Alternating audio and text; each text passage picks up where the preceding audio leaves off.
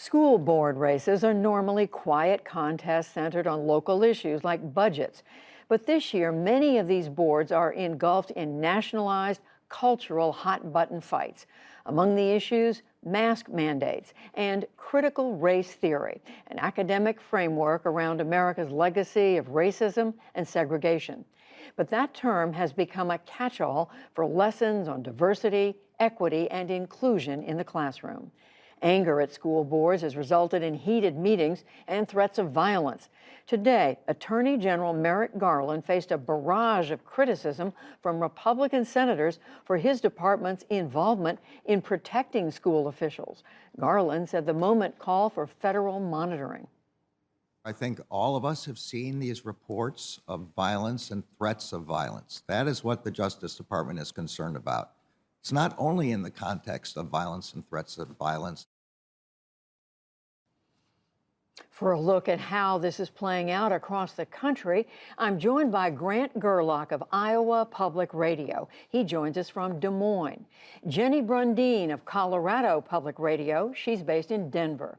And in Columbus, Ohio, Joe Ingles of Ohio Public Radio and Television. It's so good to see the three of you. Thank you for joining us. Joe Ingles, I want to start with you. What does school board races in Ohio look like this year compared to previous years?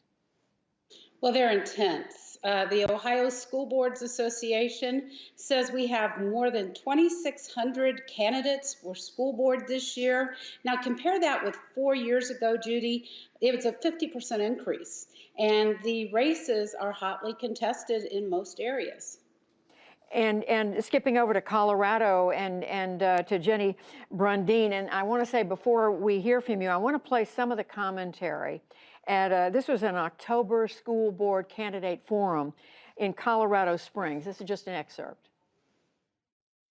We don't need to indoctrinate or legislate programs to expect respect. No school should ever have the ability to make healthcare decisions for any family.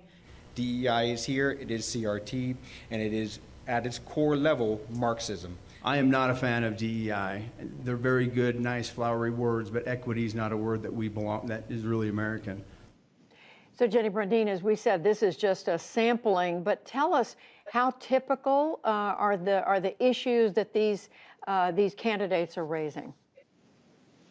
Yes, I would say I've sat in on quite a few school board forums, and for the most part, the traditional issues, that is student achievement, how to close the achievement gaps, school budgets, those are the main issues.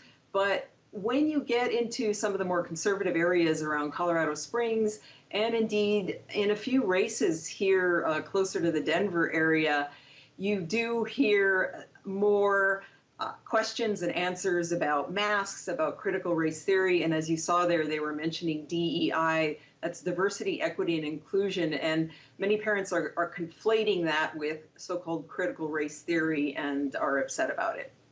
And it sounds like it's coming up a fair amount. I want to move over to Iowa now and to Grant Gerlach. And Grant, now we have a short clip. This is what some citizens were saying to school board members in September in Ankeny. This is a suburb of Des Moines. We know where you live. We're going to stalk you, come into your house. So for those who couldn't hear, he was saying, we're going to come to your house, we're going to stalk you. It sounds like a pretty fevered pitch there. Yeah, especially at that meeting, that's where the school board voted to put in place a mask mandate for all students, which hadn't been in place before. In fact, there had been a state law prohibiting schools from putting mask mandates in place. After that was blocked by a federal court ruling, schools came back and several of them have put mandates in place. But in Ankeny, that's been a controversial issue going back to last school year, and it really came to a head that night and led to those harassing statements from that person in the crowd. And he's been associated with a group that's been very vocal against mask mandates, and in some cases is spreading false information about masks and conspiracy theories and that type of thing. They've been pretty prominent in the school board races too. It's just carried over, those controversies about the mandate, carrying over into the debates in the school board race as well. Joe Ingles, you were telling us that that in some parts of Ohio, school board members have actually been threatened. We heard a little of that in that clip there from Iowa. But what are you seeing in Ohio across the state? Yes, some school board members report they've been threatened. We've seen a lot of bad behavior at local school board meetings. And it's the same thing as everyone else is saying. It centers around COVID protocols, mask, and it also centers around the teaching of diversity in the schools. And Jenny Brundin, tell us what you're seeing in Colorado. And I know it's hard to ask you not to generalize because I'm asking you to talk about an entire state.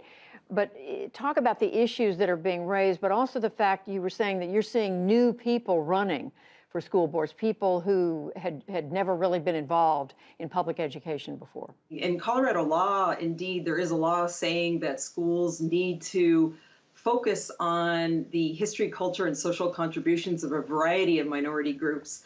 And so schools are actually following the law, but it's been twisted a little bit by parent groups. But yeah, in general, the main issues are student achievement, the critical mental health crisis that youth are in, and also the critical shortage of teachers, school bus drivers. Those are some of the issues coming up. But like you said, newcomers, we're seeing a lot of newcomers. Traditionally, people who run for the school board have sat on accountability committees and parent-teacher organizations for many years, and we're seeing lots of newcomers, people that are just parents who maybe tuned in during the pandemic and have also been swept up in the national politics and some of these flashpoint issues. And staying with you, Jenny Brundin, for a minute, you said some of what the newcomers or the candidates are saying is twisting what's in the curriculum. What did you mean by that?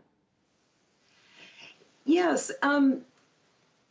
I've spent a lot of time looking at curriculum, and that many school districts right now are undergoing a process of making their curriculum more inclusive and representative to reflect the student body. So, for example, reading a piece of English that might be written by an African-American person. So, tinkering with the curriculum so that it looks more like the student body, which is what Colorado law calls for.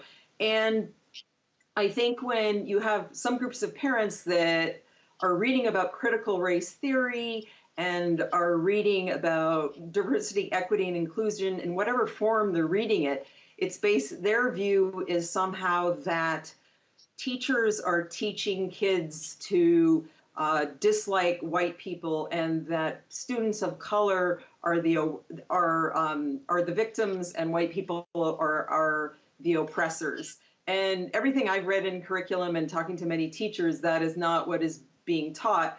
But there are a sizable segment of the population, parents, who believe this is happening. And I should also say, I've sat in on many, many, many school board meetings, and there are dozens and dozens of parents who applaud the equity efforts. Grant Gerlach, what about in Iowa? I mean, what is your sense of how proportionate the criticism is? Oh, well, all this sounds very familiar, what I'm hearing from Ohio and Colorado, whether it's on masking or it's on teaching racism and equity in schools. For the most part, it's only a handful of districts across the state where these are really coming to a strong, contentious point ahead of these school board elections.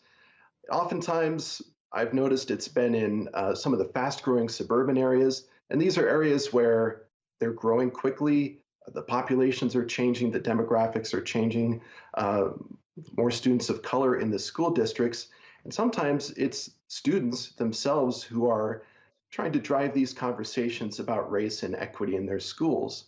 Parents are hearing about it, maybe coming late to the conversation, and coming, in many cases, from this frame of the national debate about CRT or the buzzwords around these issues.